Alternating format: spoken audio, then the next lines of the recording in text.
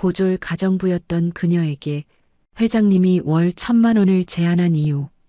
알고 보니 눈물 나는 사연. 깊은 밤, 눈을 감고 잠을 청하려던 새벽 1시, 밖에 우당탕 하는 소리가 나서 밖에 나가보니 그분이 끙끙대며 작은 신음을 내뱉었습니다. 저는 너무 당황해서 발을 동동 구르다가 얼른 정신 차리고 응급처치를 했습니다. 만약 제가 발견하지 못했다면 그분은 눈을 뜨지 못했을 거예요. 그리고 며칠 뒤 병실에서 깨어난 그는 저와 자녀들을 모두 모으고 말하기를, 이후 이야기가 궁금하시다면 구독과 좋아요, 알림 설정 눌러주시고 댓글 남겨주시면 여러분에게 따뜻한 행운이 찾아갈 거예요. 저는 윤지연입니다. 올해 55. 고등학교 졸업이 제 최종 학력이죠. 남편과 이혼한 지 벌써 10년이 넘었고 그 후로는 줄곧 가사도우미 일을 하며 살아왔습니다. 오늘도 어김없이 새로운 집으로 이사를 가게 됐어요. 짐이라고 해봐야 큰 것도 없죠. 옷가지 몇 벌과 낡은 가전제품들, 그리고 엄마가 남기신 몇 개 안 되는 유품들 뿐입니다. 박스를 하나씩 들춰보며 짐을 정리하던 중이었어요. 엄마의 옛날 물건들이 담긴 상자 맨 아래에서 낡은 편지 한 통을 발견했습니다. 봉투가 누렇게 발에 있었어요. 엄마가 돌아가신 지 벌써 몇 년이 지났는데 이런 편지가 있었다는 걸 처음 알았죠. 봉투 겉면을 자세히 들여다봤습니다. 삐뚤삐뚤한 글씨로 이렇게 적혀 있더라고요. 서울 성북동 32번지. 강 회장 댁. 처음 보는 주소였어요. 그런데 이상했습니다. 왜인지 모르게 익숙한 기분이 들었거든요. 마치 어디선가 들어본 것 같은 그런 느낌 말입니다. 편지를 열어보려다가 멈췄어요. 엄마가 평생 간직하고 계셨던 건데 함부로 열어봐도 될까 싶었거든요.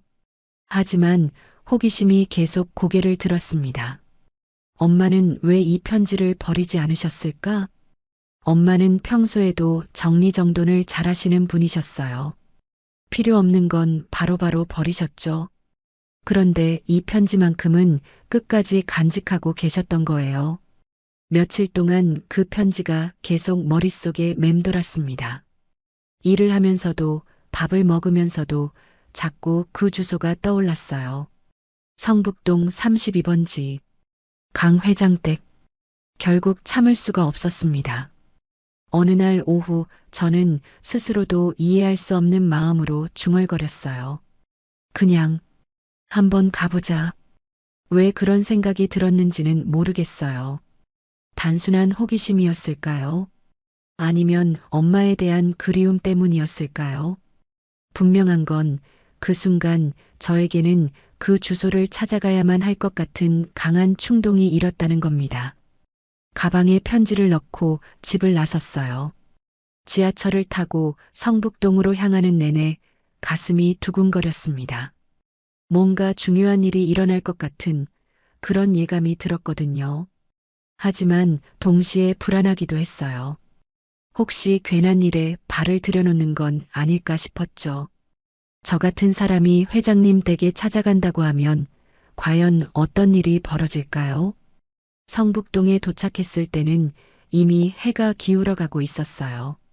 골목길을 따라 걸으며 주소를 하나씩 확인해 봤습니다. 32번지를 찾는 게 생각보다 쉽지 않더라고요. 한참을 헤매다가 지쳐서 근처 파출센터 앞 벤치에 앉았어요. 가방에서 물을 꺼내 마시고 있는데 센터에서 나오는 아주머니 두 분의 대화가 귀에 들렸습니다. 언니, 요즘 일자리 구하기 힘들지?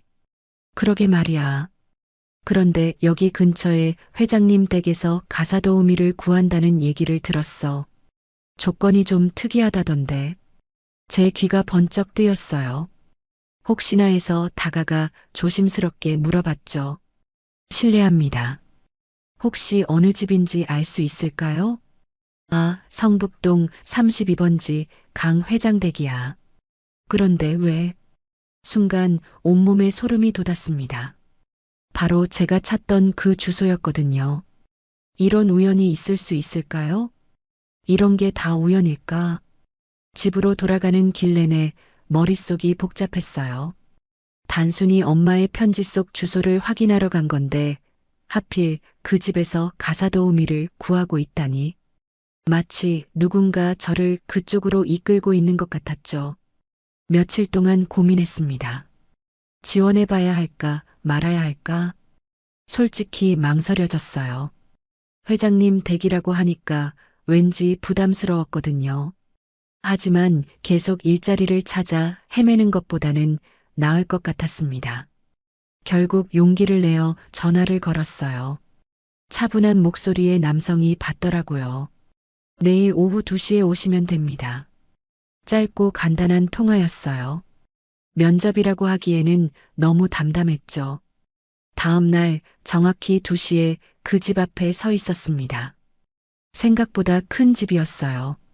오래된 한옥을 현대식으로 리모델링한 것 같았죠. 대문 앞에서 한참을 망설였습니다. 초인종을 누르자 곧바로 문이 열렸어요.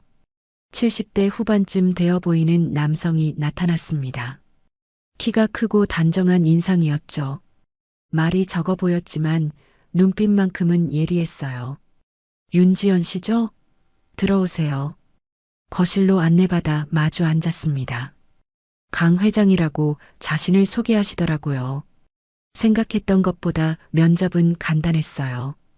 경력이나 자격증 같은 건 거의 묻지 않았거든요. 대신 이상한 질문을 하셨어요. 밤에 잠이 깊은 편인가요? 보통입니다. 왜 그러시는지, 혹시 응급 상황에 대처할 수 있나요? 갑작스러운 질문에 당황했지만 솔직하게 대답했어요. 심폐소생술 정도는 할 수 있습니다. 그러자 강 회장의 표정이 조금 밝아지는 것 같았어요. 그럼 됐습니다. 자네가 밤마다 내 상태만 좀 확인해주면 좋겠소. 대신 월급은 1,000만 원 드리지. 귀를 의심했습니다. 1,000만 원이라고 하셨나요? 평소 받던 월급의 몇 배가 넘는 금액이었어요. 뭔가 잘못 들은 게 아닐까 싶어서 다시 물어봤죠. 죄송한데, 얼마라고 하셨나요? 1,000만 원입니다. 조건은 간단해요. 밤 10시부터 아침 6시까지 이 집에 머물면서 2시간마다 한 번씩 제 상태를 확인해 주시면 됩니다. 그렇게 저는 강 회장님 댁에서 일하게 되었어요. 처음 며칠은 생각보다 평온했습니다. 회장님은 항상 정중하셨고 저 역시 주어진 일을 묵묵히 해냈죠. 밤 10시가 되면 입주하고 2시간마다 회장님 방을 살짝 들여다보는 게 제 일이었어요. 숨소리를 확인하고 이상이 없는지 체크하는 거였죠. 처음엔 어색했지만 금세 익숙해졌습니다. 그런데 이상한 일들이 하나둘 생기기 시작했어요. 아침에 된장국을 끓여드렸을 때였습니다. 회장님이 국그릇을 들고 한참을 가만히 계시더라고요. 그러다가 혼잣말처럼 중얼거리셨어요. 이 냄새, 나 찍네. 별것 아닌 말 같았지만 저는 왠지 모르게 가슴이 두근거렸어요. 된장국이야 어디서나 비슷하게 끓이는 건데 왜 그런 말씀을 하시는 걸까요? 며칠 뒤에는 더 이상한 일이 있었어요. 제가 컵을 정리하다가 실수로 떨어뜨렸거든요. 반사적으로 몸을 숙여 컵을 주워 담으며 머리카락을 귀 뒤로 넘겼는데 회장님이 저를 유심히 바라보고 계시는 거예요. 그 손짓, 어디서 봤던가. 이번에도 혼잣말이었지만 제게는 들렸어요. 뭔가 이상했습니다. 회장님이 저를 보는 눈빛이 그냥 가사도우미를 보는 시선이 아니었거든요. 마치 누군가를 그리워하는 듯한 그런 표정이었어요. 설마 나를 누군가랑 착각하시는 건가? 그런 생각이 들기 시작했어요. 혹시 회장님께 제가 닮은 사람이 있는 건 아닐까요? 나이 드신 분들이 가끔 그러시잖아요. 돌아가신 가족을 다른 사람에게서 찾으시는 경우 말입니다. 하지만 확인할 방법은 없었어요. 회장님께 직접 물어볼 수도 없는 노릇이고 그냥 제 착각일 수도 있었거든요. 일주일쯤 지났을 때였어요. 회장님이 서재 정리를 부탁하셨습니다. 먼지가 많이 쌓인 책들을 닦고 서류들을 정리하는 일이었죠. 서재는 생각보다 넓었어요. 벽 한 면이 온통 책장이었고 오래된 서적들이 빼곡히 꽂혀 있었습니다. 한쪽 벽에는 액자들이 걸려 있었는데 대부분 회장님의 젊은 시절 사진들이었어요. 그런데 그 중에서 유독 눈에 띄는 사진이 하나 있었습니다. 아름다운 여성의 흑백 사진이었어요. 한복을 곱게 차려입고 은은하게 미소 짓고 있는 모습이었죠. 사진을 자세히 들여다보는 순간 가슴 속에서 뭔가가 꿈틀거렸어요. 이상했습니다. 처음 보는 사람인데 왠지 익숙한 느낌이 들었거든요. 그 순간 머릿속에 어렴풋한 기억 하나가 스쳐갔어요. 어릴 적 누군가가 제게 무언가를 건네주던 장면이었습니다. 따뜻한 손길과 함께 달콤한 사탕을 주시던 분이 있었던 것 같았어요. 하지만 그 기억은 너무 흐릿했습니다. 꿈인지 현실인지도 분간하기 어려웠죠. 아니, 정말로 있었던 일일까요? 제가 너무 어렸을 때라 정확한 기억이 나지 않았어요. 사진 속 여인의 얼굴을 보며 계속 그 기억을 붙잡으려 했지만 쉽지 않았어요. 마치 안개 속을 헤매는 기분이었죠.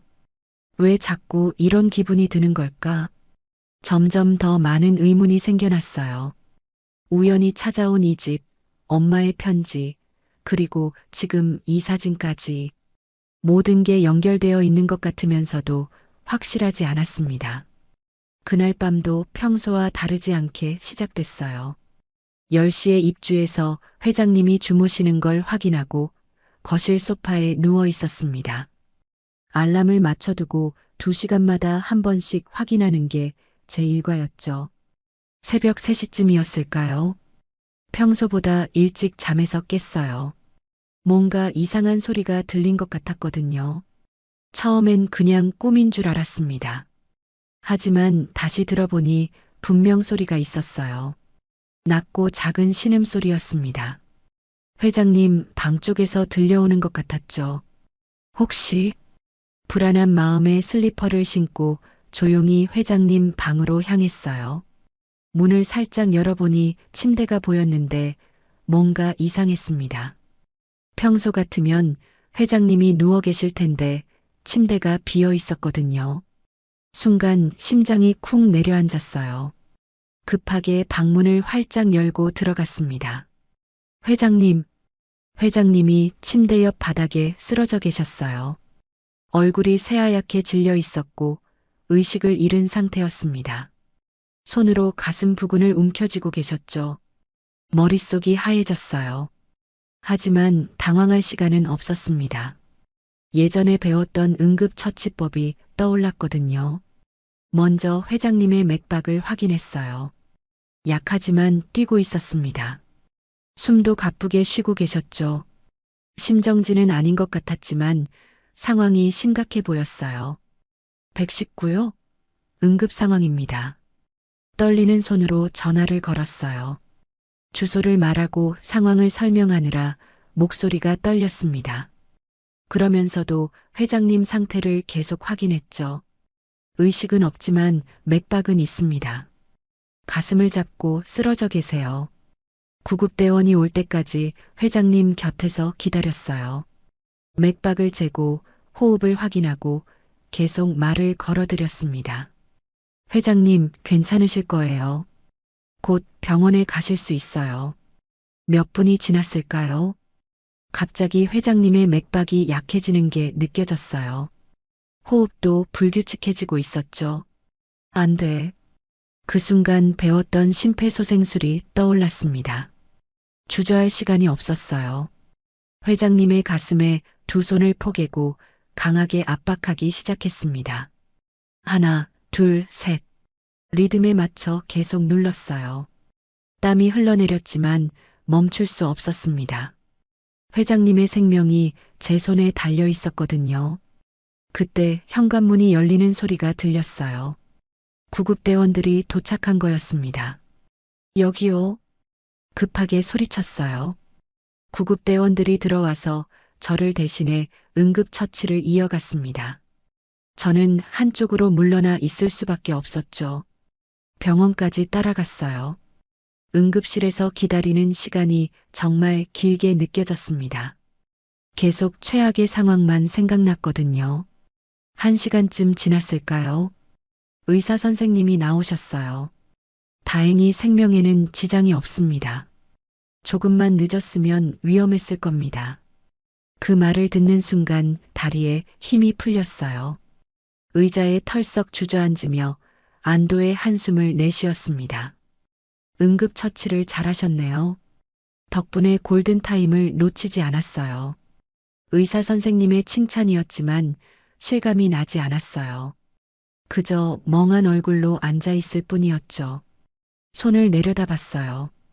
아직도 회장님의 가슴을 누르던 그 감촉이 남아 있었습니다.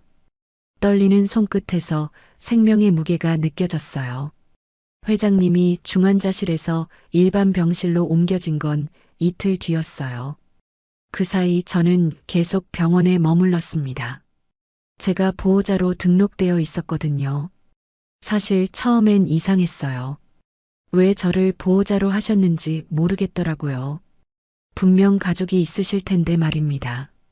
하지만 회장님이 의식을 잃은 상황에서 누군가는 있어야 했죠. 병원 직원들도 저를 회장님의 가족으로 여기는 것 같았어요. 물어보는 일도 없었고 자연스럽게 상황을 설명해 주셨죠. 저도 굳이 정정하지 않았습니다. 그런데 셋째 날 일이 벌어졌어요. 오후 2시쯤이었나요? 병실 문이 벌컥 열리더니 정장을 입은 남녀가 들어왔습니다. 40대 중반쯤 되어 보이는 분들이었어요. 표정이 심상치 않았죠. 아버지, 남자분이 회장님께 다가가며 소리쳤어요. 그제야 깨달았습니다. 회장님의 자녀분들이구나. 당신은 누구세요? 여자분이 저를 보며 날카롭게 물었어요. 목소리에 경계심이 가득했죠. 저는 가사도우미 윤지연입니다. 조심스럽게 대답했어요. 그런데 그 순간 두 분의 표정이 확 바뀌었습니다. 가사도우미가 왜 여기 있어요? 보호자가 누구라고 했죠? 간호사가 들어와서 확인해 보니 제 이름이 보호자로 등록되어 있었어요. 그 순간 병실 분위기가 싸늘해졌습니다. 가정부가 보호자예요? 남자분이 믿을 수 없다는 표정으로 소리쳤어요. 목소리가 커서 복도에까지 들릴 정도였죠. 아버지, 도대체 무슨 짓을 하시는 겁니까? 여자분도 분노를 감추지 못했어요. 회장님은 아직 완전히 깨어나지 못한 상태였는데 그 앞에서 큰 소리를 내시는 거였죠. 조용히 해주세요. 환자가. 제가 조심스럽게 말씀드렸지만 오히려 더 화를 내셨어요. 당신이 뭔데 우리한테 이래라 저래라 해요? 월급을 얼마나 받는다고 들었는데 정말인가요? 갑작스러운 질문에 당황했어요. 어떻게 아셨을까요? 월 1,000만 원이 말이 됩니까? 남자분이 소리치며 주먹을 불끈 쥐었어요. 이 사람이 아버지한테 무슨 짓을 한 거예요? 두 분이 저를 바라보는 시선이 너무 차갑했어요. 마치 제가 회장님을 이용해서 돈을 뜯어낸 사기꾼처럼 보시는 것 같았죠. 그게 아니에요. 저는 정말 변명하려 했지만 말이 나오지 않았어요. 사실 저도 왜 그렇게 많은 돈을 주시는지 모르겠었거든요. 당장 나가세요. 우리가 아버지를 돌볼 테니까. 여자분이 손으로 문을 가리키며 말했어요. 차가운 목소리였죠. 하지만 나가라고 했어요. 결국 저는 아무 말도 못하고 병실 밖으로 나왔어요. 복도에 서서 그들의 목소리를 들어야 했죠. 아버지가 왜 이런 일을. 치매는 아니시잖아요. 도대체 무슨 생각으로. 가슴이 답답했어요. 제가 뭘 잘못한 걸까요? 그냥 주어진 일을 했을 뿐인데 왜 이런 취급을 받아야 하는 건지 이해할 수 없었습니다. 병원 로비에 내려가 벤치에 앉았어요. 사람들이 오가는 걸 멍하니 바라보고 있었죠. 이름만 다를 뿐 사람은 다 같은 건데 혼잣말이 나왔어요. 저도 누군가의 딸이고 누군가에게는 소중한 사람인데 왜 가사도우미라는 이유만으로 이런 대우를 받아야 하는 걸까요? 눈물이 날 것 같았지만 참았어요. 여기서 울면 안 될 것 같았거든요. 그저 조용히 앉아서 회장님이 괜찮아지시기만을 기다렸습니다. 사흘째 되는 날 저녁 간호사가 저를 찾아왔어요.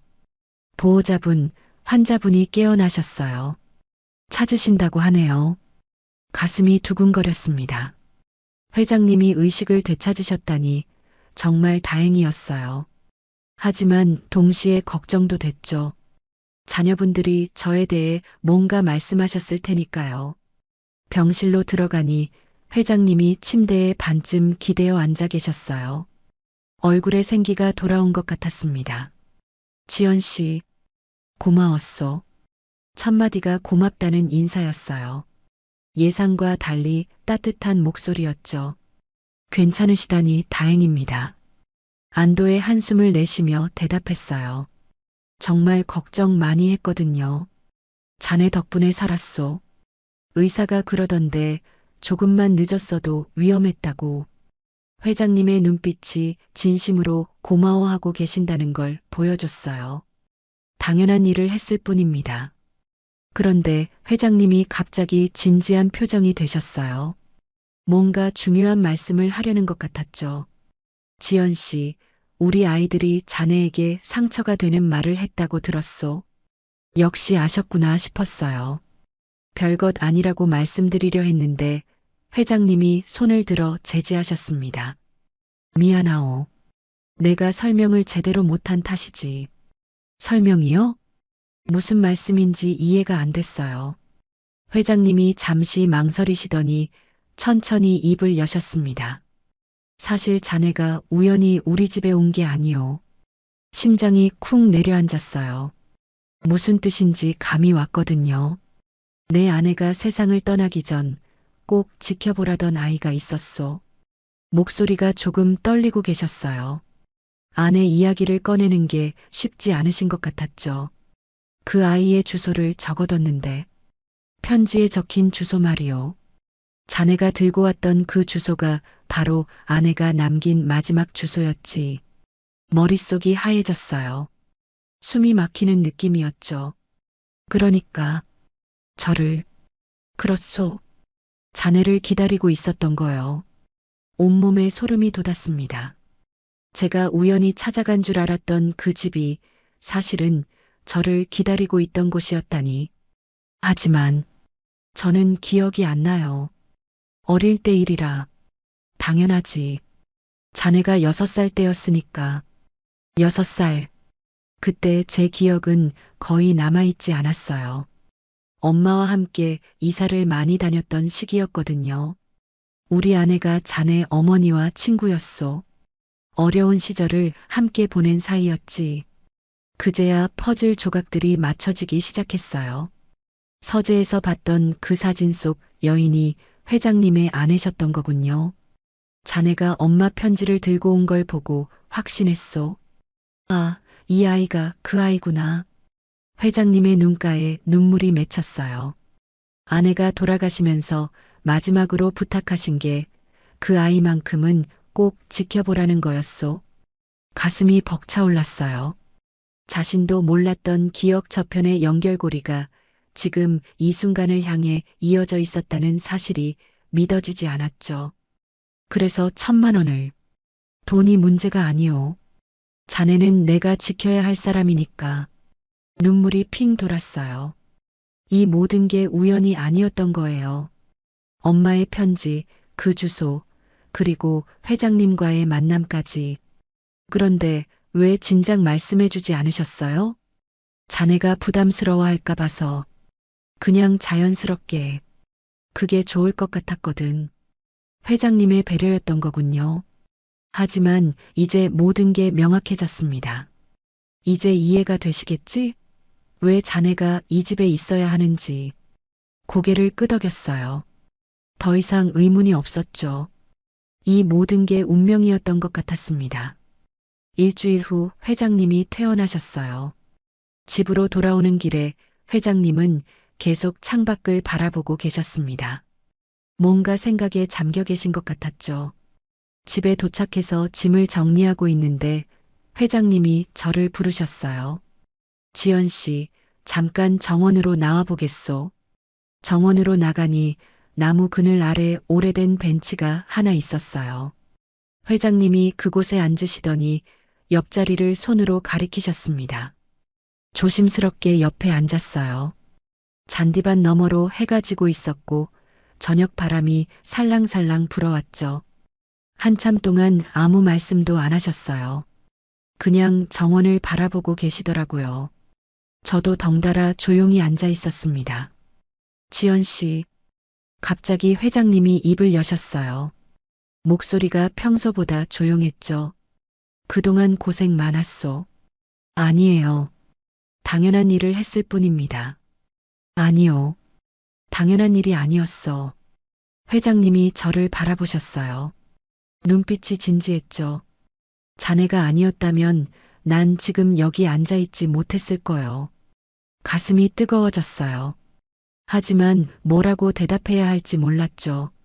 지연 씨, 하나 묻고 싶은 게 있소. 네, 말씀하세요. 회장님이 잠시 망설이시더니 천천히 말씀하셨어요. 정식 계약은 그만둡시다. 깜짝 놀랐어요. 갑자기 왜 그런 말씀을 하시는 걸까요? 혹시 제가 잘못한 게... 아니요, 그게 아니라... 회장님이 손을 저으며 말씀하셨어요. 계약이라는 게 너무 딱딱하지 않소? 돈 주고 받는 관계 말이야. 무슨 뜻인지 이해가 안 됐어요. 그럼 저보고 그만두라는 건가요? 자네가 괜찮다면 그냥 내 남은 날들을 함께 걸어줄 수 있겠소? 예상과 다른 말이었어요. 그만두라는 게 아니라 오히려 더 가까워지자는 말씀이었죠. 계약서도 없고 월급도 정해지지 않은 관계. 그냥 가족처럼. 가족이라는 말에 가슴이 뭉클해졌어요. 저에게 가족이라고 할 사람이 얼마나 됐나요? 하지만 그러면 제가 걱정 말아요. 자네가 필요한 건 다 챙겨드릴 테니까. 다만 이제는 고용주와 직원이 아니라 그냥 서로를 아끼는 사람으로 지내고 싶소. 회장님의 눈에서 진심이 느껴졌어요. 이분이 얼마나 외로우셨을지 생각하니 마음이 아팠죠. 어떻소? 부담스럽다면 예전처럼 해도 되고. 저는 말없이 고개를 끄덕였어요. 대답할 필요도 없다고 생각했거든요. 처음엔 정말 돈 때문이었어요. 월 1,000만 원이라는 거액에 이끌려서 시작한 일이었죠. 생활이 어려웠고 당장 내일 걱정을 해야 하는 처지였으니까요. 그런데 언제부터였을까요? 돈보다 다른 게 더 중요해진 건 말이에요. 매일 아침 일어나면 제일 먼저 회장님이 무사히 잠에서 깨어나셨는지가 궁금해졌어요. 아침 식사를 드시는 모습을 보면 안심이 됐고 저녁에 약을 챙겨 드시는 걸 확인하면 하루가 마무리되는 기분이었죠. 병원에서 생사를 오가는 회장님을 지켜봤을 때 저는 깨달았어요. 이분이 저에게 얼마나 소중한 존재가 되었는지를요. 고맙소, 지연 씨. 회장님이 제 손을 살짝 잡으셨어요. 따뜻한 손이었죠. 제가 더 고맙습니다. 정말 그랬어요. 이분을 만나면서 제 인생에 의미가 생겼거든요. 누군가를 돌보고 누군가에게 필요한 사람이 된다는 게 이렇게 행복한 일인지 처음 알았어요. 해가 완전히 지고 있었어요. 정원의 어둠이 내려앉기 시작했죠. 하지만 마음만큼은 따뜻했습니다.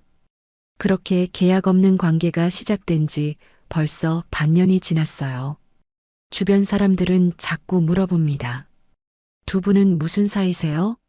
마트에서 장을 볼 때도, 병원에 검진을 받으러 갈 때도, 동네를 산책할 때도 사람들의 시선이 느껴져요. 호기심 어린 눈빛으로 저희를 바라보죠. 가족인가요? 아니면 저는 대답하지 않아요. 뭐라고 설명해야 할지 모르겠거든요.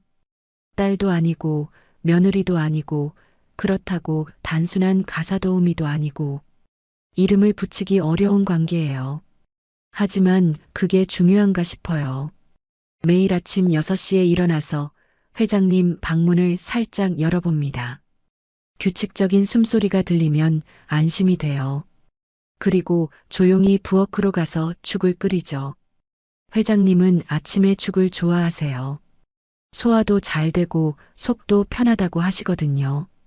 처음엔 레시피를 몰라서 어설펐는데 이제는 회장님 입맛에 딱 맞게 끓일 수 있어요. 오늘 죽이 특히 맛있네. 회장님이 만족스러운 표정으로 말씀하실 때가 가장 뿌듯해요. 작은 일이지만 누군가를 기쁘게 해드린다는 게 이렇게 좋은 일인지 몰랐거든요. 낮에는 함께 정원을 가꿔요. 회장님이 꽃을 좋아하셔서 화단에 여러 종류를 심었죠.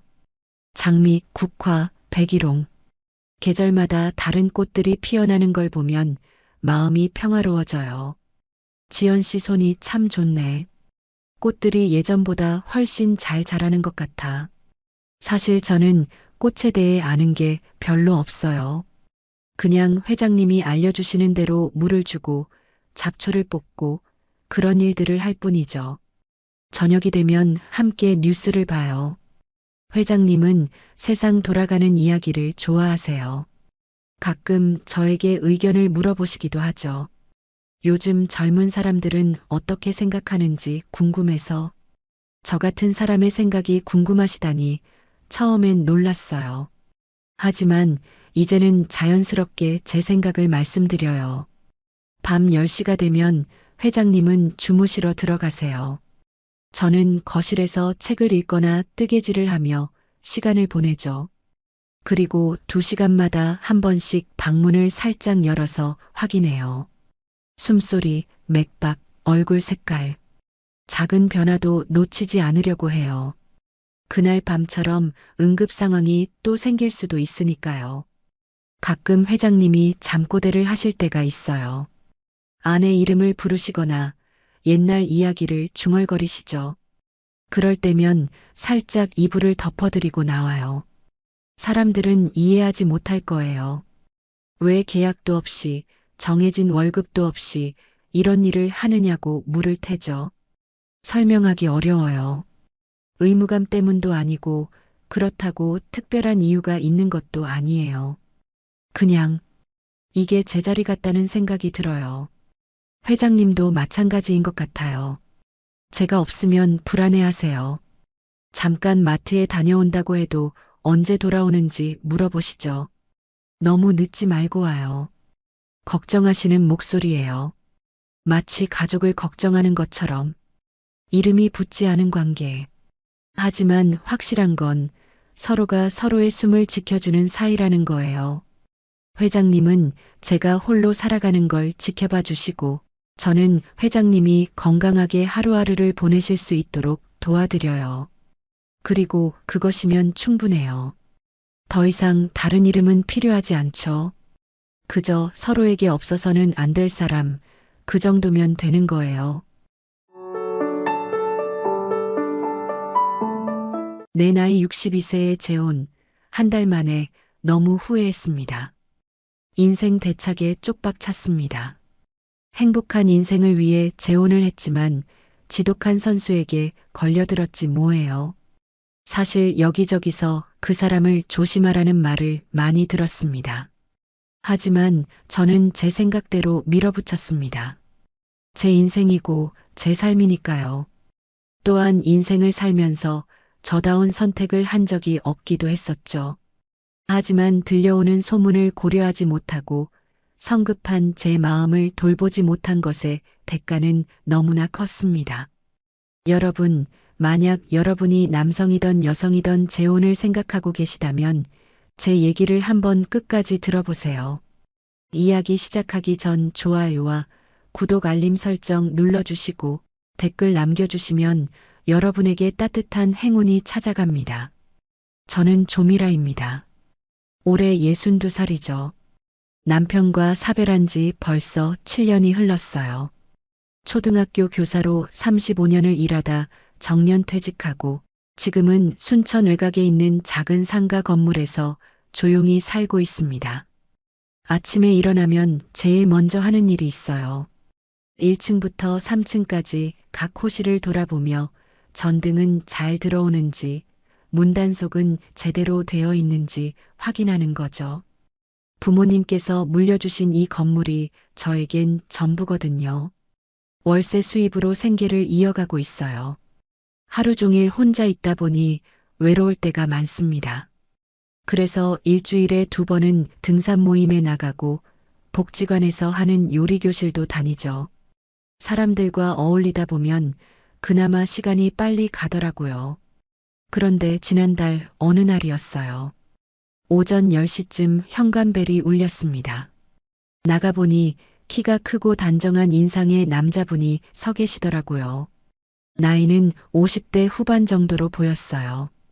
정한수라고 자기소개를 하면서 1층 빈 상가에서 반찬 가게를 열고 싶다고 하더라고요. 말투가 참 조심스럽고 예의 바르게 느껴졌어요. 계약서를 작성하면서 이런저런 이야기를 나누게 됐는데 혼자 산다고 하더라고요. 계약을 마치고 나서 정한수가 말했습니다. 선생님 같으신 분이 계셔서 든든하다고요. 그 말이 제 마음을 묘하게 흔들더라고요. 오랫동안 누구에게도 든든한 사람이라는 소리를 들어본 적이 없었거든요. 다음 날부터 정한수는 가게 정리를 시작했어요. 아침 일찍부터 밤늦게까지 열심히 일하는 모습을 보니 성실한 사람이구나 싶었습니다. 가끔 마주치면 깍듯하게 인사를 하고 무거운 짐이 있으면 먼저 나서서 도와주더라고요. 어느 날 저녁 정한수가 조심스럽게 말을 꺼냈어요.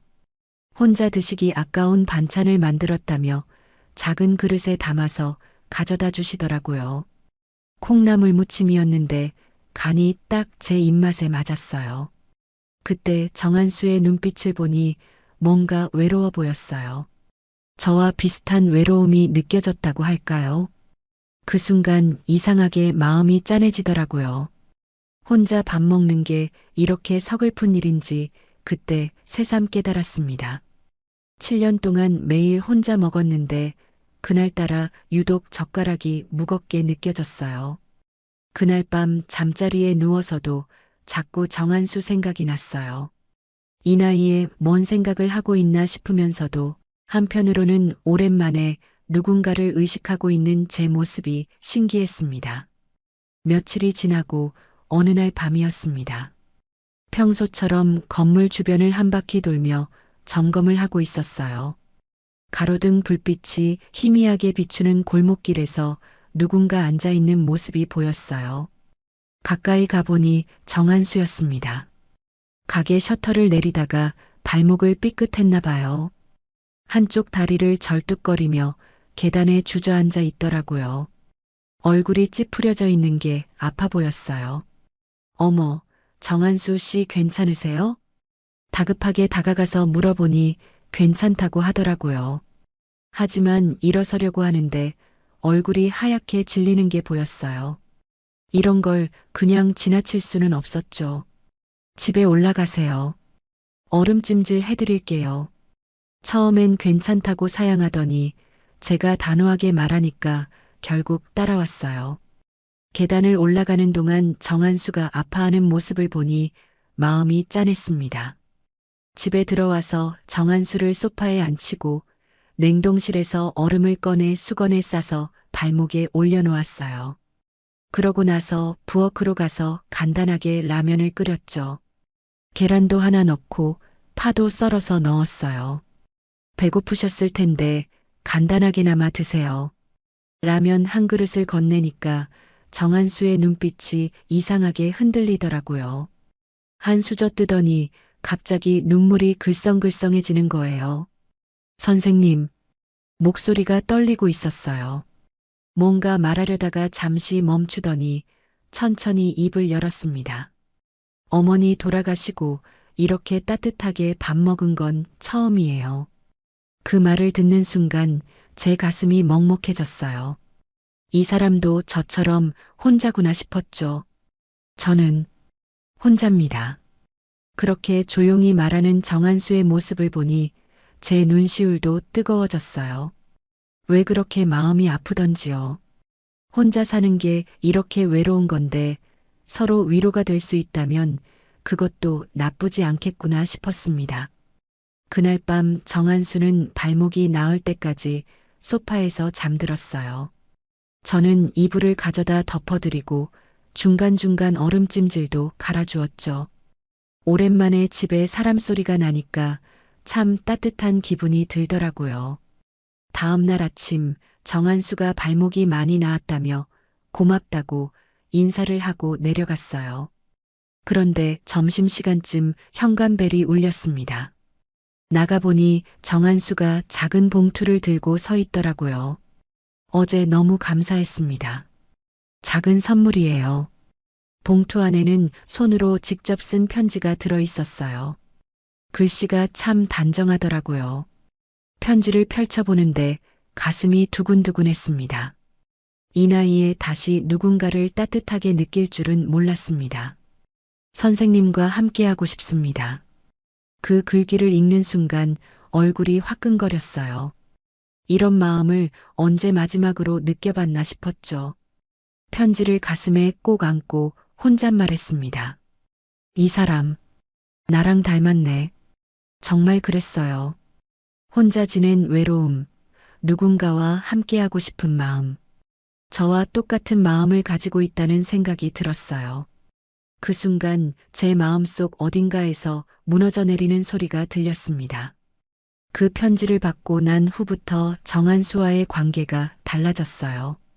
매일같이 안부를 묻고 가끔 맛있는 반찬을 만들어서 갖다 주곤 했습니다.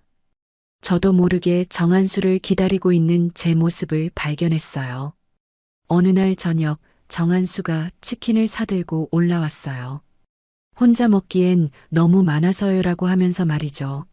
함께 치킨을 먹으면서 이런저런 이야기를 나누는데 정한수가 갑자기 진지한 표정을 지었어요.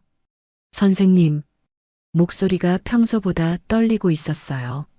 뭔가 중요한 말을 하려는 것 같았죠. 선생님, 혼자 오래 사셨잖아요. 저도 그래요. 정한수의 눈빛이 간절해 보였어요. 제 손을 조심스럽게 잡더라고요. 우리 이제 서로 의지하며 살아가면 안 될까요? 그 말을 듣는 순간 가슴이 쿵 내려앉는 기분이었어요. 설렘과 동시에 불안감도 몰려왔습니다. 이렇게 빨리 이런 말을 해도 되는 건가 싶었거든요.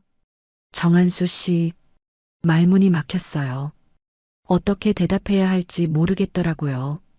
마음 한편으로는 좋았지만 다른 한편으로는 너무 갑작스럽다는 생각이 들었어요. 며칠 동안 고민했습니다. 밤마다 뒤척이면서 생각해 봤어요. 이 나이에 새로운 사랑이 가능한 걸까요? 아니면 그냥 외로움 때문에 착각하고 있는 건 아닐까요? 결국 딸 하늘이에게 전화를 걸었어요. 해외에 있어서 자주 통화는 못하지만 이런 중요한 일은 상의해야겠다 싶었거든요. 하늘아, 엄마가 할 말이 있어. 목소리가 떨렸어요. 어떻게 시작해야 할지 모르겠더라고요. 엄마, 무슨 일이에요? 하늘이의 목소리에서 걱정이 느껴졌어요. 결국 정한수와 있었던 일들을 차근차근 이야기했습니다. 그런데 하늘이의 반응이 예상과 달랐어요. 엄마, 너무 빠른 거 아니에요? 만난 지 얼마나 됐다고. 목소리가 차갑게 느껴졌어요. 그런 말 쉽게 하는 사람, 요즘 세상에 많아요. 조심하셔야 해요. 딸의 말을 듣고 있으니 기분이 복잡했어요. 걱정해주는 마음은 알겠는데 왜 이렇게 단정적으로 말하는지 서운했거든요. 하늘아, 엄마도 생각이 있어서 하는 말이야. 엄마, 정말 신중하게 생각해 보세요. 혹시라도 다른 목적이 있는 사람이면 어떡해요? 전화를 끊고 나서 마음이 더 혼란스러웠어요. 딸 말이 틀린 건 아니지만 왜 이렇게 반대만 하는지 이해가 안 됐어요.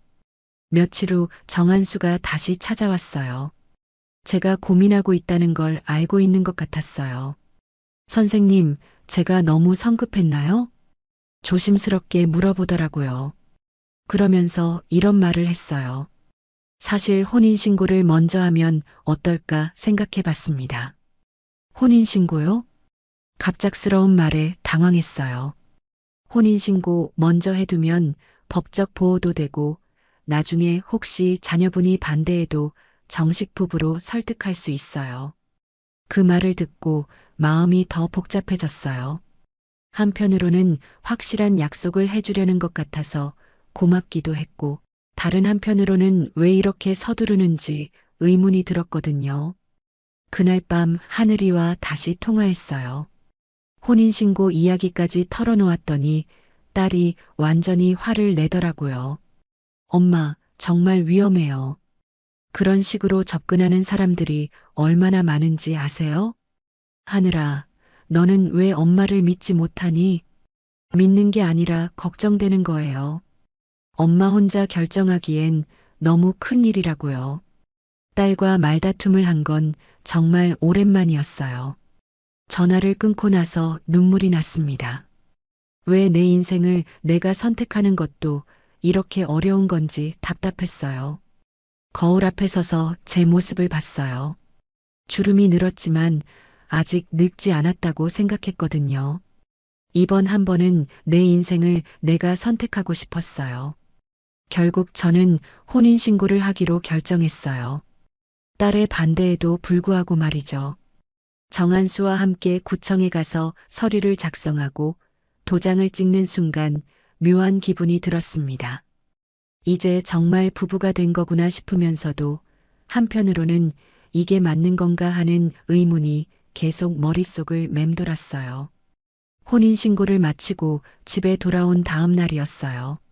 아침을 함께 먹고 있는데 정한수가 제 핸드폰을 힐끗 쳐다보더라고요. 마침 메시지가 와서 화면이 켜진 상태였거든요. 어머, 이거 비밀번호가 너무 간단하네요. 정한수가 부드럽게 말했어요. 돌아가신 남편 기일인 315로 설정해 놨거든요. 요즘 피싱 사기도 많고 해킹도 많이 당한다고 하던데요.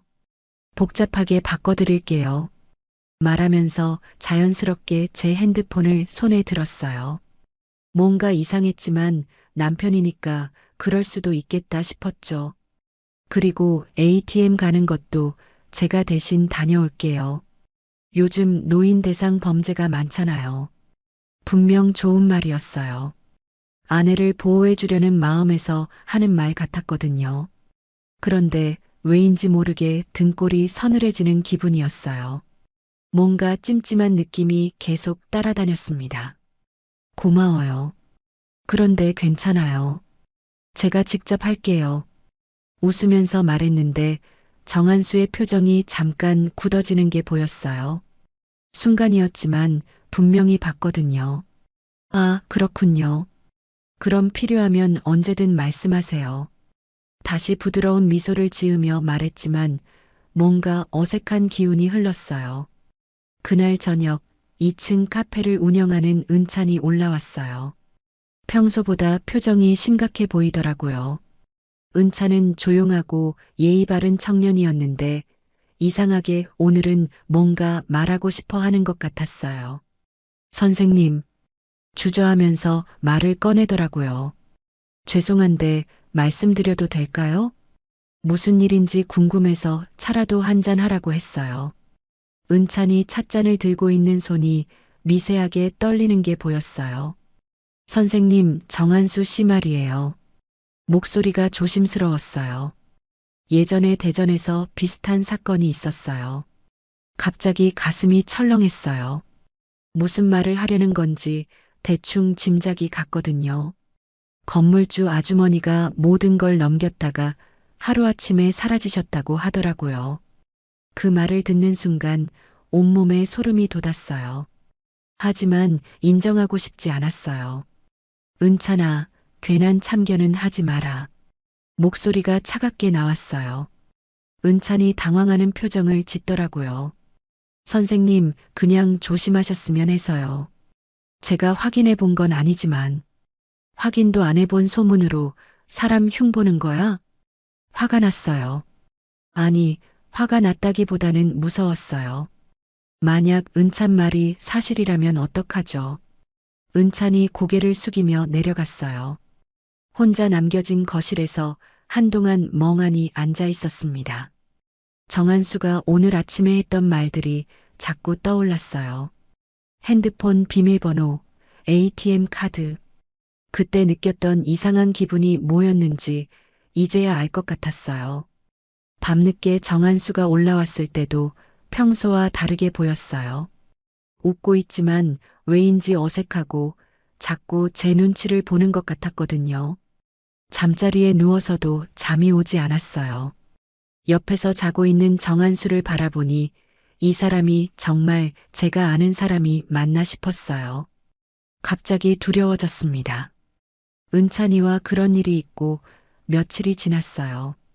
정한수는 평소와 다름없이 다정하게 대해줬지만 저는 자꾸 그 말이 신경 쓰였습니다. 밤마다 뒤척이면서 혼자 생각에 잠겼어요. 어느 날 저녁 함께 저녁을 먹고 있는데 정한수가 조심스럽게 말을 꺼냈어요.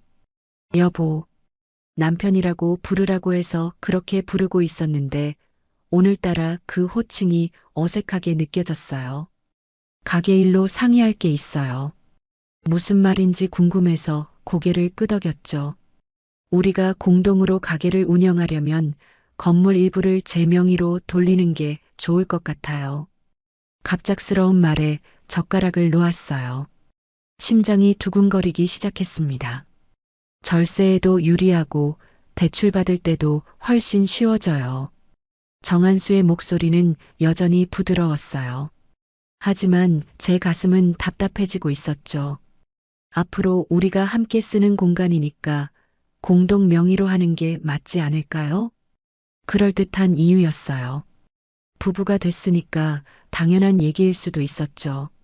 하지만 왜 이렇게 불안한 걸까요? 그런 건 좀 더 생각해 볼게요. 어떻게 대답해야 할지 몰라서 얼버무렸어요. 정한수의 표정이 순간 굳어지는 게 보였습니다. 아, 그렇군요. 급한 건 아니니까 천천히 생각해 보세요. 미소를 지으며 말했지만 눈빛이 평소와 달랐어요. 뭔가 차가운 느낌이 들었거든요. 그날 밤 잠자리에 들었는데 잠이 오지 않았어요. 정한수는 금세 잠든 것 같았지만 저는 천장만 바라보며 계속 생각했습니다. 건물은 제 전부인데 이렇게 쉽게 넘겨도 되는 건가요? 다음 날도 그 다음 날도 정한수는 넌지시 그 얘기를 꺼냈어요. 직접적으로 재촉하지는 않았지만 자꾸 언급하니까 부담스러웠습니다. 일주일쯤 지났을까요? 밤늦게 은찬이 다시 찾아왔어요. 이번엔 표정이 더욱 심각해 보였어요. 선생님, 정말 중요한 말씀이 있어요. 목소리가 떨리고 있었어요. 사실 선생님을 예전부터 알고 있었어요. 무슨 말인지 이해가 안 됐어요. 선생님, 이은수 선생님 기억나세요? 갑자기 머릿속이 하얗게 변했어요. 은수라니, 물론 기억했죠. 같은 학교에서 10년 넘게 함께 근무했던 동료 선생님이었거든요. 저는 그 이은수 선생님의 아들, 이은찬이에요. 눈앞이 캄캄해졌어요. 그러니까 은찬이 저를 알아봤던 거구나 싶었죠. 아버지가 선생님 얘기를 자주 했어요. 그래서 여기 와서 선생님을 보자마자 알아봤거든요. 왜 진작 말하지 않았는지 묻고 싶었지만 입이 떨어지지 않았어요. 선생님, 정한수라는 사람, 사기 전과가 있어요. 그 말을 듣는 순간 온몸에 힘이 빠졌어요. 제가 직접 확인해 봤어요. 지금도 같은 수법으로 반복하고 있다고 하더라고요. 은찬이 건넨 종이에는 정한수의 실명과 전과 기록이 적혀 있었어요. 혼인 빙자 사기, 재산 편취, 그 글자들이 눈에 들어오지 않았어요. 대전, 청주, 전주. 여러 지역에서 같은 방식으로 범죄를 저질렀어요. 손이 덜덜 떨렸어요. 은찬이 걱정스러운 표정으로 저를 바라보고 있었죠. 선생님, 건물명에 이전하라고 하지 않았어요? 정확히 맞아떨어지는 말에 등골이 서늘해졌어요. 믿고 싶었어요. 정한수가 진심으로 저를 사랑한다고 믿고 싶었어요. 하지만 모든 퍼즐 조각이 맞아떨어지고 있었습니다. 핸드폰 비밀번호를 바꾸려 했던 것, ATM 카드를 대신 가져가겠다고 했던 것, 그리고 건물명의 이전 이야기까지.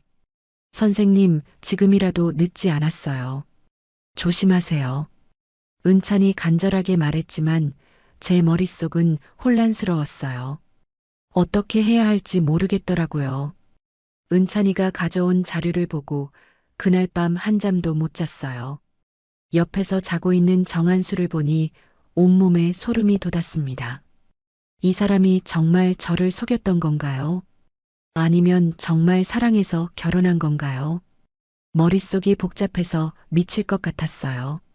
새벽 5시가 되어서야 간신히 잠들었는데 일어나 보니 정한수는 벌써 나가고 없었어요. 평소보다 일찍 나간 것 같았죠. 혹시 제가 뭔가 알아챘다는 걸 눈치챈 건 아닐까요? 더 이상 혼자 끌고 갈 수 없었어요. 떨리는 손으로 딸 하늘이에게 전화를 걸었습니다. 하늘아, 목소리가 나오지 않았어요. 어떻게 시작해야 할지 모르겠더라고요. 엄마, 무슨 일이에요? 목소리가 이상해요. 결국 모든 걸 털어놨어요. 혼인신고한 것부터 정한수가 건물명의 이전을 요구한 것까지, 그리고 은찬이가 가져온 정한수의 전과 기록까지 말이죠. 한동안 전화기 너머로 아무 소리도 들리지 않았어요. 하늘이가 얼마나 충격받았는지 짐작이 갔죠. 엄마, 진짜예요? 목소리가 떨리고 있었어요. 지금 즉시 변호사 찾아가세요. 제가 한국 들어갈 때까지 절대 혼자 행동하지 마세요. 하늘이가 다급하게 말했어요. 그리고 며칠 안에 한국에 들어온다고 했습니다. 전화를 끊고 나서 한참을 멍하니 앉아 있었어요. 이 모든 게 꿈이었으면 좋겠다고 생각했습니다. 하늘이가 추천해준 변호사를 찾아갔어요. 50대 중반의 여성 변호사였는데 제 이야기를 듣더니 심각한 표정을 지었습니다. 많이 당황스러우시겠지만 지금부터가 중요해요. 절대 상대방이 눈치채지 못하게 해야 합니다. 변호사의 조언에 따라 은찬이와 함께 은행부터 갔어요. 통장 비밀번호를 모두 바꾸고 정한수가 접근할 수 없도록 조치했습니다. 부동산 등기부등본도 다시 확인하고 혹시 모르니 건물에 대한 모든 서류를 안전한 곳에 보관했어요. 선생님, 정말 힘드시겠지만 조금만 더 참으세요. 은찬이가 걱정스럽게 말했어요. 정말 고마운 아이였어요. 만약 은찬이가 없었다면 저는 모든 걸 잃었을지도 모르죠. 집으로 돌아와서는 평소와 똑같이 행동해야 했어요. 가장 어려운 일이었죠. 정한수가 돌아오면 웃으며 맞아주고 저녁도 차려주고 아무 일 없는 것처럼 대화도 해야 했습니다. 여보, 오늘 하루 어땠어요? 정한수가 평소처럼 물어봤어요. 웃으며 대답했지만 속으로는 토할 것 같았어요. 아, 맞다. 오징어 볶음 좋아하시죠? 일부러 밝게 말했어요. 네, 정말 좋아해요. 어떻게 아셨어요? 정한수가 기뻐하는 표정을 지었어요. 그 모습을 보니 더욱 화가 났지만 참았습니다. 월세도 다 제 통장으로 들어오고 있으니까 걱정 마세요. 거짓말이었어요. 사실 월세 계좌는 이미 다른 곳으로 변경해 놨거든요. 하지만 정한수를 안심시켜야 했어요. 역시 우리 와이프가 알아서 다 해주시네요. 정한수가 제 어깨를 토닥이며 말했어요. 그 손길이 얼마나 역겨웠는지 몰라요. 밤이 되면 더욱 힘들었어요. 같은 침대에 누워 있는 게 견딜 수 없었거든요. 정한수가 잠든 후에는 조용히 속삭였어요. 내가 내 인생을 지켜야지. 이 말을 되뇌면서 용기를 냈어요. 절대 이대로 당할 수는 없었어요. 며칠 동안 이런 연기를 계속했어요. 하루하루가 지옥 같았지만 곧 끝날 거라고 스스로를 다독였습니다. 변호사와 은찬이가 모든 준비를 마치고 있었거든요. 드디어 그날이 왔어요. 정한수가 계속 요구했던 건물명의 이전 계약을 하기로 한 날 말이죠. 아침부터 속이 뒤틀렸지만 최대한 평정심을 유지하려고 노력했어요. 오늘 드디어 계약하는구나. 설레네요. 정한수가 기분 좋게 말했어요. 그 모습을 보니 정말 화가 났지만 꼭 참았습니다. 네, 저도 설레요. 거짓말로 대답했어요. 사실 손이 떨려서 찻잔을 제대로 들 수도 없었거든요. 약속 장소는 시내에 있는 공인중개사 사무소였어요. 정한수는 서류를 꼼꼼히 챙기며 들뜬 모습이었어요. 저는 가방에 변호사가 준비해둔 자료들을 넣고 나섰습니다. 사무소에 도착하니 정한수가 먼저 와 있었어요. 공인중개사와 함께 서류를 펼쳐놓고 기다리고 있더라고요. 여보, 왜 이렇게 늦었어요? 평소와 다름없이 다정하게 말했지만 저는 그 목소리가 가짜처럼 들렸어요. 미안해요. 준비할 게 좀 있어서요. 자리에 앉으니 정한수가 서류를 제 앞으로 밀었어요. 여기 서명만 하시면 돼요.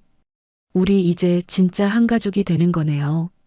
웃으며 말하는 정한수를 보니 소름이 돋았어요. 정말 마지막까지 연기를 하고 있구나 싶었죠. 잠깐만요. 저는 일어섰어요.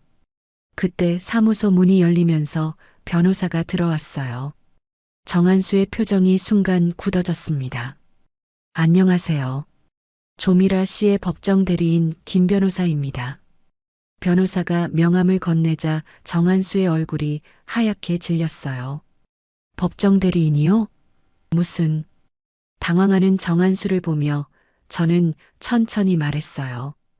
계약은 없습니다. 목소리가 생각보다 단단하게 나왔어요. 사기 혐의로 경찰에 넘깁니다. 그 순간 정한수가 벌떡 일어났어요. 얼굴이 완전히 달라져 있었어요. 뭐라고요? 갑자기 무슨 소리예요? 목소리도 평소와 완전히 달랐어요. 부드럽던 말투가 사라지고 거칠어졌죠. 그때 문이 다시 열리면서 은찬이가 경찰관 2명과 함께 들어왔어요. 정한수 씨 맞으시죠? 수사상 필요에 의해 동행을 요청합니다. 경찰관이 말하자 정한수가 완전히 패닉 상태가 됐어요. 잠깐만요. 이게 무슨 상황이에요? 은찬이가 준비해온 서류를 펼쳤어요. 정한수, 본명 정영수, 혼인 빙자 사기전과 3회, 재산 편취전과 2회. 서류를 읽어 내려가는 은찬의 목소리를 들으니 정한수의 얼굴이 점점 어두워졌어요. 이건 오해예요. 정한수가 급하게 말했지만 이미 늦었어요. 우리 부부잖아요. 혼인신고도 했고. 정한수가 저를 바라보며 애절하게 말했어요. 하지만 그 눈빛에서 진심은 찾을 수 없었어요. 나랑 진심으로 잘해보려 했던 거예요. 정말 선생님을 사랑해요. 마지막까지 거짓말을 하고 있었어요. 저는 고개를 끄덕이며 차분하게 말했습니다. 진심이라면 나를 지키게 했겠죠. 정한수의 표정이 완전히 굳어졌어요. 망치게 하지는 않았을 거예요. 그 말을 들은 정한수가 갑자기 표정이 바뀌었어요. 지금까지 보여줬던 다정한 모습은 온데간데없고 차갑고 무서운 얼굴이 드러났어요. 후회하실 거예요. 혼인신고했으니까 재산분할 청구할 수 있어요. 협박조로 말하는 정한수를 보니 이 사람의 진짜 모습이 이런 거구나 싶었어요. 경찰관이 정한수에게 수갑을 채우는 모습을 보면서도 실감이 나지 않았어요. 이 모든 게 꿈이었으면 좋겠다고 생각했지만 현실이었어요. 선생님, 괜찮으세요? 은찬이가 걱정스럽게 물어봤어요. 저는 고개를 끄덕였지만 다리에 힘이 풀렸어요. 변호사가 의자를 가져다 주며 앉으라고 했습니다. 그 일이 있고 몇 달이 흘렀어요. 정한수는 결국 실형을 받고 교도소에 갔습니다. 혼인신고는 무효 처리됐고 다행히 제 재산에는 손해가 없었어요. 하지만 마음의 상처는 쉽게 아물지 않더라고요. 처음 한 달은 정말 힘들었어요. 사람들을 믿을 수가 없었거든요. 등산 모임도 나가지 않고 복지관 수업도 빠졌어요. 하늘이가 걱정돼서 한국에 와서 한동안 함께 지냈는데 그때 정말 많은 이야기를 나눴습니다. 엄마 잘못이 아니에요. 누구든 당할 수 있는 일이라고요. 하늘이가 계속 위로해줬지만 제 자신이 한심하게 느껴졌어요. 이 나이에 이런 일을 당하다니요. 하지만 시간이 약이라고 하잖아요. 조금씩 일상으로 돌아가기 시작했어요. 은찬이가 큰 도움이 됐어요. 가끔 카페에 올라와서 차라도 한잔하자고 하며 제 안부를 물어봤거든요. 어느 날 복지관에서 연락이 왔어요. 노년층 대상 사기 예방 강연을 해달라는 거였어요. 처음엔 망설였죠. 제가 당한 일을 다른 사람들 앞에서 말한다는 게 쉽지 않았거든요. 하지만 결국 하기로 했어요. 저처럼 당하는 사람이 더 이상 생기지 않았으면 해서요. 안녕하세요. 저는 조미라입니다. 강연장에 들어서니 제 또래의 어르신들이 가득했어요. 다들 진지한 표정으로 저를 바라보고 있었죠. 오늘은 제가 직접 경험한 일을 말씀드리려고 해요. 목소리가 떨렸지만 계속했어요. 저는 62세에 재혼을 했습니다. 한 달 만에 너무 후회했죠. 그렇게 시작해서 정한수와 만났던 일부터 마지막까지 모든 걸 털어놨어요. 중간중간 눈물이 났지만 끝까지 말했습니다. 강연이 끝나고 한 할머니가 다가와서 말했어요. 고생 많으셨어요. 덕분에 저도 조심해야겠다는 생각이 들어요. 그 말을 듣고 뿌듯했어요. 제 경험이 다른 분들에게 도움이 된다는 생각이 들었거든요. 요즘은 일주일에 한 번씩 하늘이와 영상 통화를 해요. 예전보다 훨씬 자주 연락하게 됐죠. 엄마, 요즘 어떠세요? 괜찮다. 강연도 다니고 은찬이랑도 가끔 밥 먹고 다행이에요. 엄마가 활기차게 지내시는 것 같아서 딸과의 관계도 예전보다 좋아졌어요. 이 일을 계기로 서로를 더 이해하게 된 것 같아요. 오늘도 은찬이 카페에 와서 앉아 있어요. 창가 자리에서 햇살을 받으며 커피를 마시고 있으니 마음이 평온해집니다. 선생님, 요즘 강연 많이 다니시죠? 은찬이가 새 커피를 가져다 주며 물어봤어요. 응, 생각보다 반응이 좋더라. 정말 의미 있는 일이에요. 선생님 덕분에 조심하게 된 분들이 많을 거예요. 은찬이 말을 들으니 뿌듯했어요. 제가 당한 일이 헛되지 않았다는 생각이 들었거든요. 은찬아, 나는 600만 원을 잃을 뻔한 게 아니었어. 창밖을 바라보며 말했어요. 내 삶 전체를 지켰다는 것. 그게 내가 이 이야기를 계속 들려주는 이유야. 정말 그랬어요. 만약 은찬이가 없었다면 저는 모든 걸 잃었을지도 모르죠. 요즘 들어 깨달은 게 있어요. 혼자 사는 게 외롭긴 하지만 그렇다고 해서 아무나 받아들일 수는 없다는 거예요. 외로움은 죄가 아니에요. 혼잣말처럼 중얼거렸어요. 하지만 그 외로움을 노리는 사람을 사랑이라고 착각하는 건 더 큰 죄가 될 수 있어요. 은찬이가 고개를 끄덕였어요.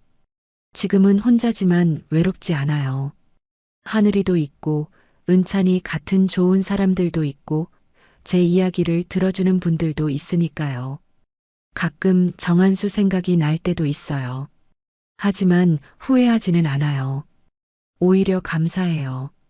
제가 얼마나 강한 사람인지 알게 해줬거든요.